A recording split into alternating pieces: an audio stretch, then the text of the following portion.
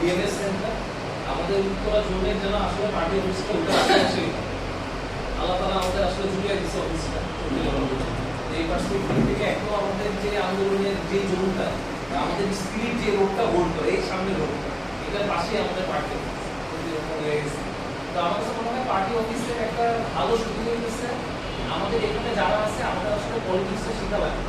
কারণ আমরা বিগত 17 বছরে যে পলিটিক্স শিখে আসছি সেটা তো আসলে পলিটিক্স না অত একটা পলিটিক্স। তো পার্টি অফিসের সুবিধা হচ্ছে কি আমাদের এখানে নিয়মিত কর্মশালা হবে, আমাদের এখানে রাজনৈতিক আলাপচারিতা হবে, আমাদের নিজেদের মধ্যে কম্বিনেশন বাড়বে, কাজ করার স্পিডটা বাড়বে এই পার্সপেক্টিভ।